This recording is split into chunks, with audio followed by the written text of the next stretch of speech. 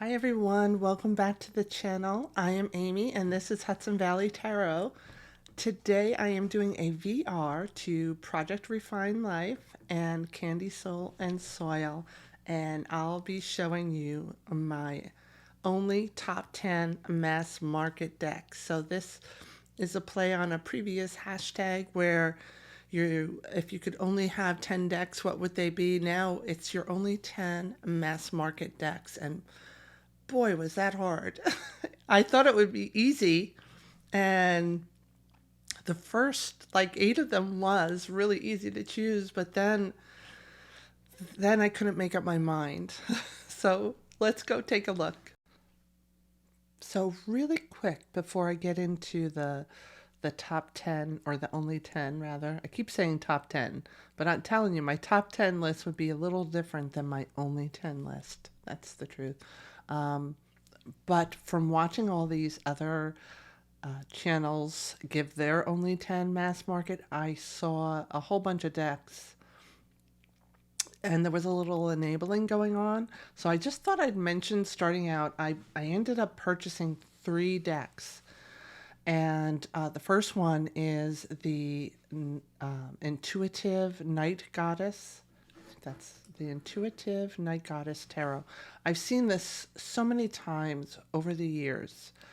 And every person that talks about it just can't stop talking about how amazing it is. So I finally broke down and purchased it. It's beautiful. It's stunningly beautiful. I love the artwork.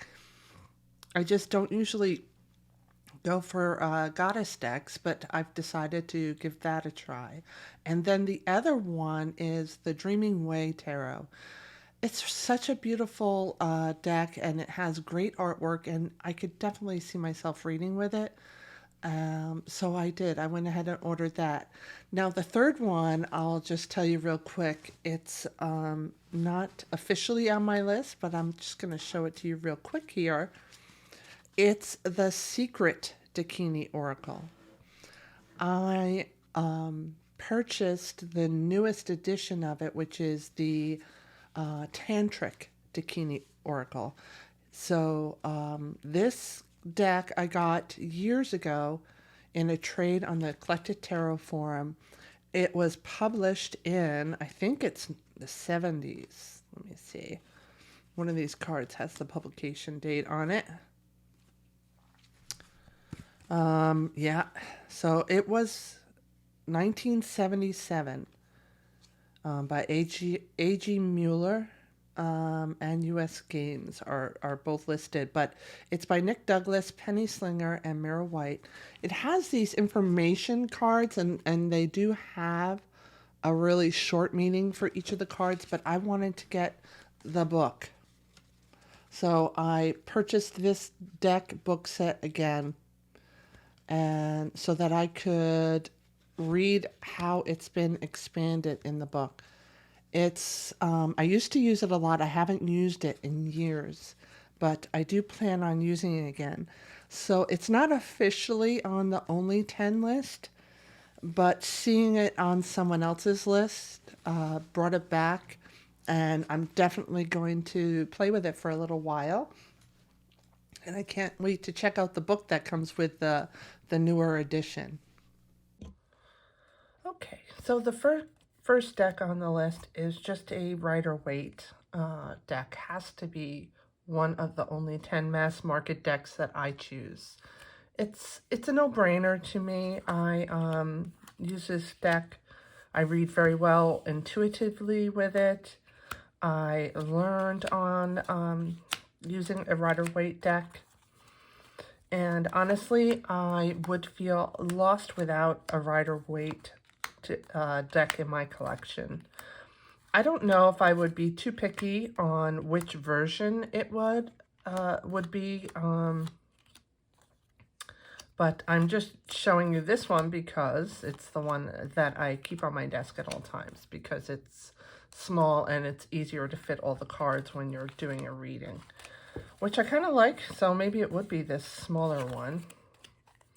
And it would be mostly for studying and that sort of thing with. But again, I can't do without my Rider-Waite. I can do without a Toth. I could do without a Marseille, although I do have them in my collection. I rarely use them. So the first one is absolutely a Rider-Waite. All right, let's look at the next one. So this was so hard, and I'm going to show you the hard ones first, right? So I have these, the first 8 were like just no-brainers for me. So let me start with the final 2 that I picked. So these were the hard ones to choose after I had like my 8 absolutes. And one of them is the new Palladini Tarot by US Games. Now this is by the same artist that does the Aquarian Tarot, which I saw a lot of people chose. However, I like this deck a lot better than the Aquarian Tarot, which I do have.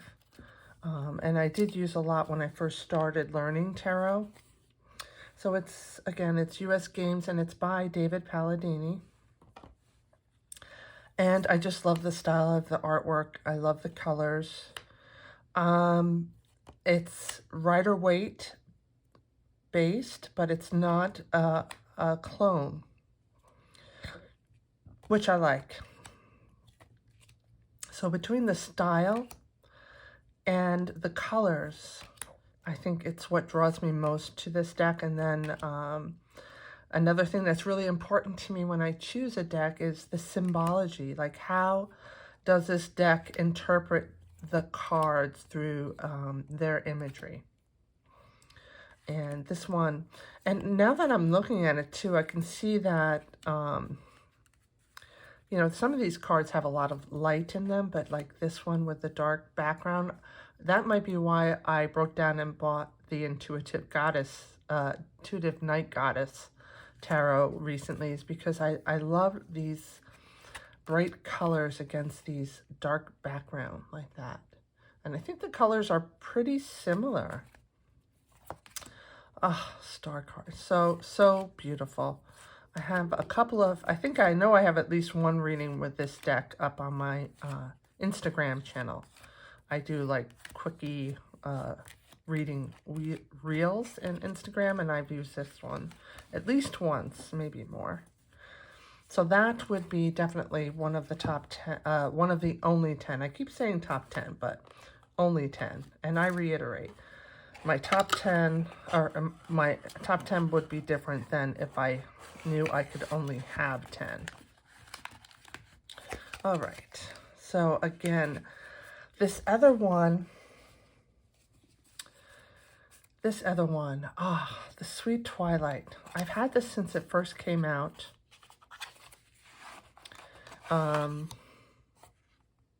It's a Lo Scarabeo deck. And I think it's been published out for a while. Is there a date on here?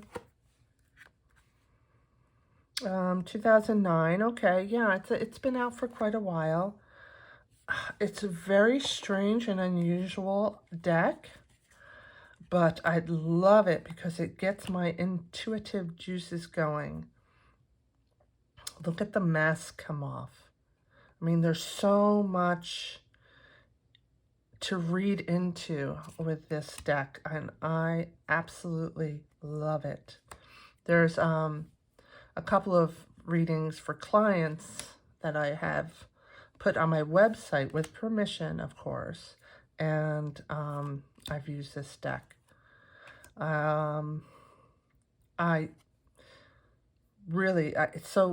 with Lo Scarabeo, it's hit or miss with me. Some of their decks I don't like at all, especially when they try and use artists like the Klimt Tarot and the Boss Tarot and all of that. But other decks they put out, and I'm just blown away. And this is one of them. Absolutely love this deck. Highly recommend this deck. Oh, there's just so much going on. So it's not a Rider-Waite clone. but it's not a Toth-based deck. It's just, look at the lovers. I love this deck. Love the colors. Colors, I think, are very important to me when I choose decks.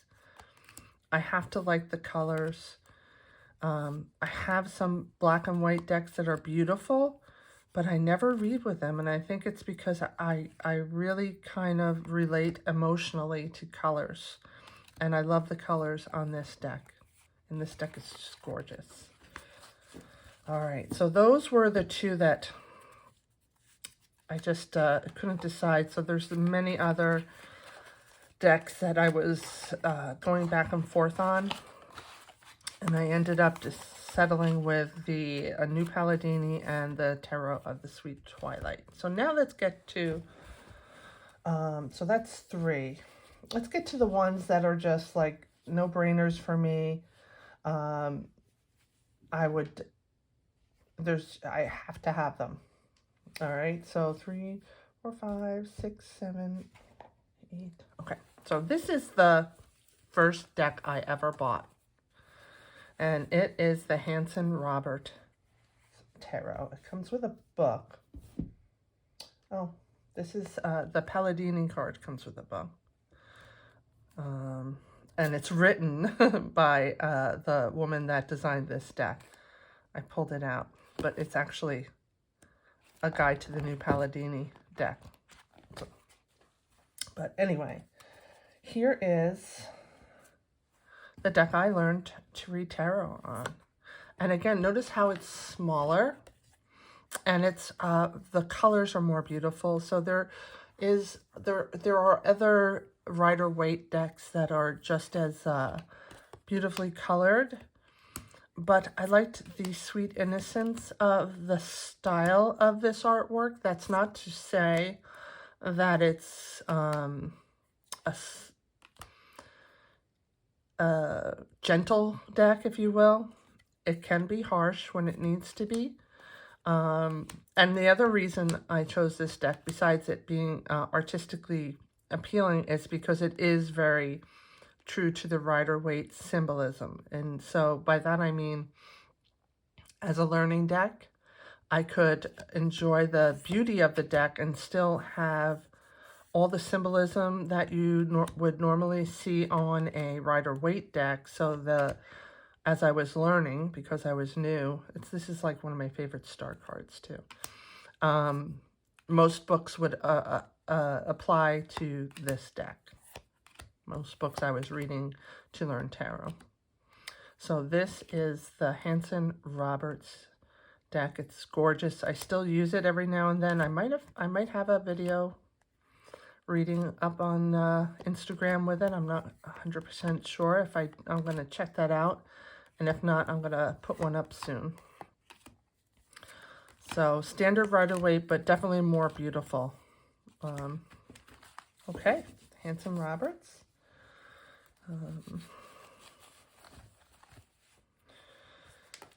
All right, so next, what should we look at next? All right, I'm going to pull out another deck that I've had since almost the beginning of my reading journey, tarot journey, and that is the Osho Zen Tarot. This is modified. I cut the edges off, but I left the keywords because I like keywords. And are you noticing a trend in colors, right? And it's got a little book that's pretty good if you need explanation, which this is not a kind of standard Rider-Waite deck at all. So it's not a deck I learned on. I was pretty comfortable doing readings. I was probably getting to the point where I was just starting to read for other people. And I chose this not just for the beautiful imagery, but because of its spiritual nature. It's more mystic and spiritual than the Rider-Waite, and can be easily read intuitively. So I was very drawn to this deck. I used it a lot. especially for like past life readings to analyze dreams with the cards.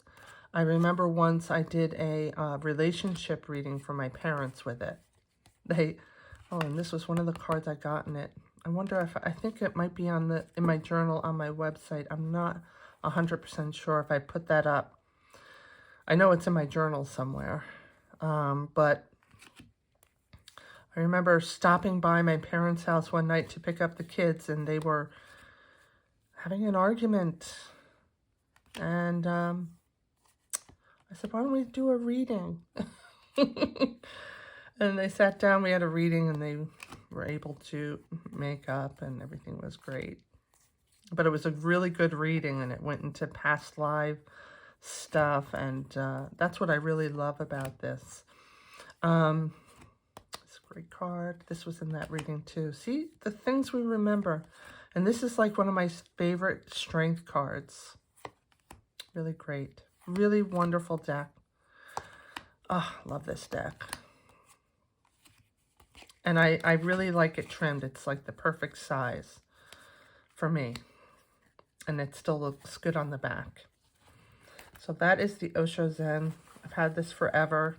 I think I have an extra copy, not even open, that I bought at the same time because I was afraid it would go out of print. And then I wouldn't be able to get a copy, but it's been around for a long time. All right, so that's 1, 2, 3, 4, 5. 5 more. Okay. Here is another one. This was actually kind of hard to pick. There were some others that, like the Ancestral Path Tarot by Julie Kuchewicz. That's another one that I was kind of like hemming and hawing with as opposed to this one, but I ended up choosing this one because I'm seeing myself here that I definitely have a lean towards certain colors. So this deck is modified. I cut the edges off because it was way too big. I like having the title on the bottom of the card. And I cut these by hand with scissors. Not long after I got it, before everybody was all modifying their own decks, I did this one, and you can see I also use permanent marker on the edges, and it kind of blend in, but I don't care. I still love this deck. I noticed watching the videos myself that a lot of people also chose this deck because it is just beautiful artwork. And it also interprets the cards well, or expresses the cards well in the imagery they use. Just beautiful. Love this deck. Oh, what a great Tower card. I love the expressions, the way they're captured on these people in these cards. Oh, I love this High Priestess. What a great Hermit card, huh? And a unique perspective for the Six of Swords. You see them looking kind of calm and peaceful, where in most Six of Swords, their backs are to you, so you have to kind of guess how they're feeling. But this is just a fabulous deck that I would never want to be without. Definitely one of the best decks ever published, in my opinion. All around, of all decks, definitely one of the best decks ever published. You can see these are not even because I cut them like by hand, but it kind of makes them more special to me. So that is the Druid Craft. Now we're getting to my absolute positive, just like I use them all the time decks. I keep forgetting to show you the books too. This comes with a great book as well. I usually don't go to the books all the time unless a deck is very, very unique. But I like the way this is formatted. It just gives you some general meanings, significant symbolism, some keywords, and like a little message. So it's I like the way it's thought out. Oh, and they do give you the reverse meaning, which is really great to have. So this is a great beginner deck too. All right, so I mean, this deck is so special. It's got a special bag. I had this like hand made from someone on Etsy, just for this deck. So it's got like silk lined and the colors and all that. I love the shininess, but it's the Lightseers surprise. I've edged it with marker. And this is just, so up there with the Druidcraft, one of the best decks ever published, ever, of all.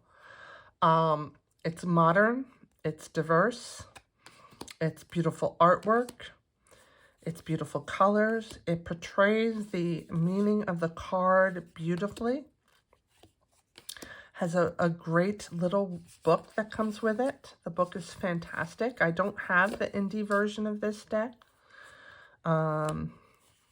So I don't know if the indie version book is different. But who cares, because the one it comes with is fantastic.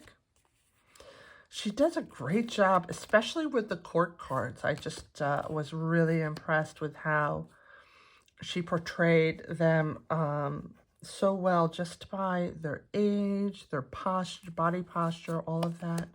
Very well done. Chris Ann is also just a beautiful person, and you can kind of feel that through her work. I use this deck a lot, especially for client readings, because I know it's one that resonates well. I think that this one and my Osho Zen for more spiritual kind of readings that I do from my Etsy shop, I mostly use this one and Osho Zen deck. All the other ones I use more for private readings. I love the Ace of Wands in this. This is one of my favorite cards from this deck. Also love the Hermit. It's just beautiful. So yes, the Lightseers. I think almost everyone I watched had this on their list. Not everyone, and that's great. It's actually a good thing. But many people had this one on their list. And I mean, really, it's a no-brainer. And I love this bag. I will fix that later. All right. Now, this is the one, this is another one that I just love the artist. I know her as a person. She's a beautiful person, and that kind of helps too. But this is the indie version.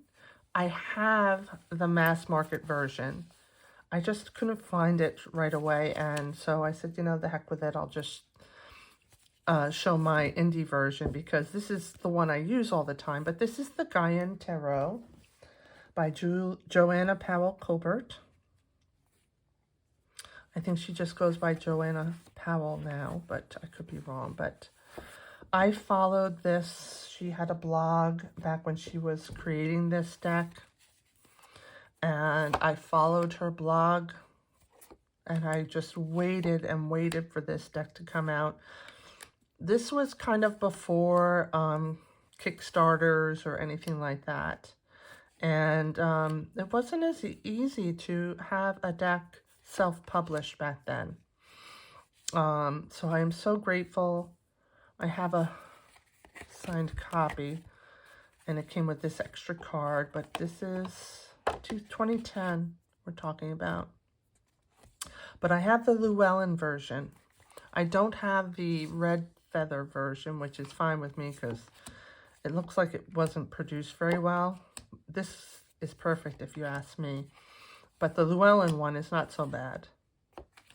I especially liked it because I am a spinner as well. And I loved her Elder of Earth card. Just beautiful, amazing artwork. And these are all friends of hers that posed for these pictures, for these cards. And in her blog, she would talk about her friends. And there's Joanna. I'm also an avid knitter, and I actually designed some knitting patterns based on cards from this deck. Like I designed a shawl for the Guardian of Air. I actually called it the Guardian of Air shawl. I have a picture of Joanna wearing it at a reader studio. Just love and inspired by this deck. I used, if you look at my top 10 video, you'll see Tarot of Prague is on there, and this is also on there. Tarot of Prague has always been my soul deck, but this is a close second, but for different reasons, right? I have this hanging up on my wall, and I also have her Judgment card hanging up on my wall, a print of it. I don't know if I've already passed it, but they're like straight across from my face right now. I look at them every day. So this is a deck I would never ever want to be without. And like I said, this is the indie version, but I do have the mass market version. I wanted to include another deck that is self-published now, but originally was published by, I think, Llewellyn. And because I don't have the mass market version, I felt I shouldn't put it on the list, but that is the World Spirit Tarot, which is a gorgeous deck. But again, I don't have the mass market, so I decided I should leave it out. All right, next is another Lo Scarabeo deck that just blew me away. And part of the reason, this is also on my top 10 list. And it is the Fae Tarot by Lo Scarabeo. Let me see, why do I have some upside down? Was I reading with these? Who knows? Again, we see the colors that I tend to like.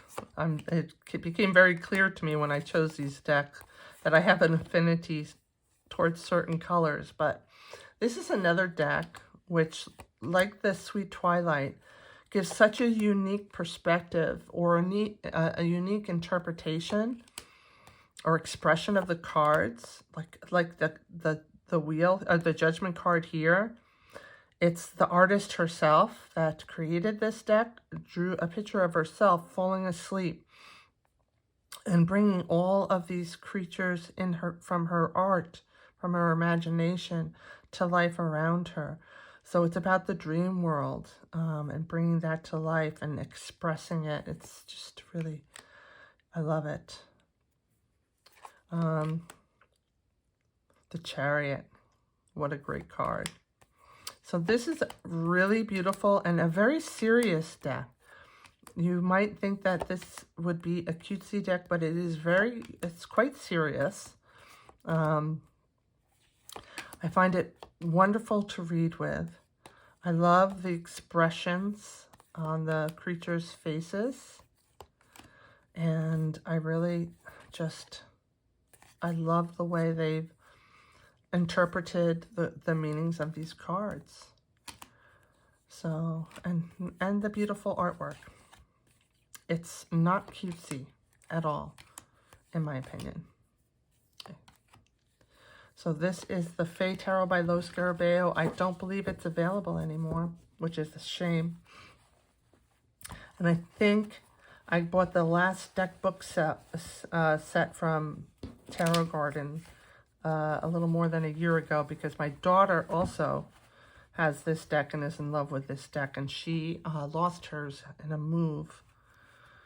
And I saw they had inventory, so I ordered it for her. And one of the things about this book deck that made it so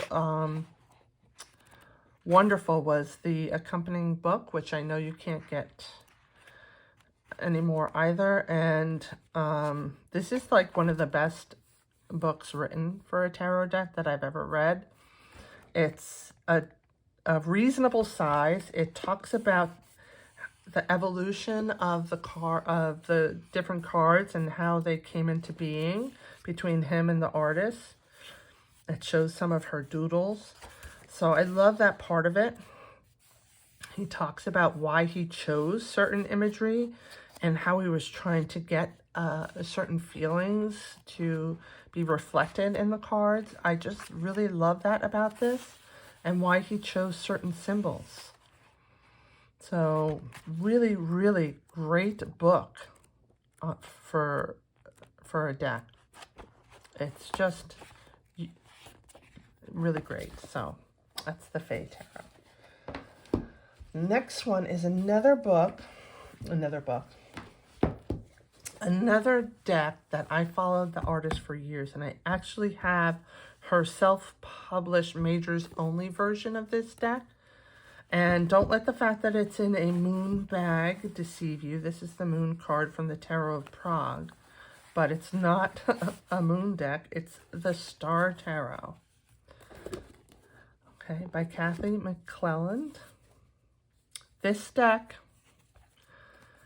is like so special to me, and I wasn't sure because she put out that majors only deck, and I wasn't sure for so long if I'd ever see this as a full deck. And when I saw it came out, I scrapped up 2 copies. I sold one because I didn't use, they were both exactly the same. And these are not going to wear out. It's really kind of sturdy cardstock. I like the cardstock. They're a little long, so it's hard to kind of grasp and overhand shuffle the way I do, but I don't care. This is a fantastic deck, and the book is fantastic as well. Her majors only, she put together a little booklet for as well. And when I saw it was a deck book set, I knew it would be a good book because of the way her majors only was. But it's got a lot of earth-based symbolism. It's got some esoteric symbolism. To me, it's a very spiritual deck. And when I think about relating to stars, I feel like when I use this deck, it's a deck that not only kind of grounds you to the earth and the energy of the earth and the sacredness of the earth, but it also has how we're linked to the stars and the whole universe. And I just, look at this, High Priestess. I love that about this deck, that it was able to do that so well. It's just amazing. Look at this, all the Kabbalah references and all these, the lightning bolts. It's just fantastic. I love, love, love this deck so much.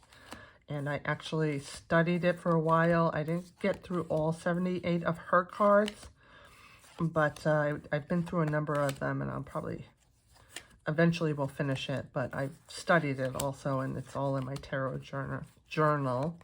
I don't use this a lot for client readings, mostly myself or on my, Instagram or blog. But to me, this is just one of the best. I can't believe it's not more popular, to be honest. I think it's that good. But that's okay. As long as I have my copy, I'm happy. And this is a deck that I could not live without. The Star Tarot. So beautiful. All right, so what's the last one? Is that it? That's the last one? It is the last one, right? Yes, that's it. That's it. Those are my 10 decks. I hope you enjoyed this video. So thanks again for joining me for this video. I hope you liked seeing my only 10 mass market decks. And I just want to caution you, if you do not want to be enabled, be careful watching others, because I ended up buying 3 decks. So be careful there, and I will talk to you guys again real soon. All right. Bye.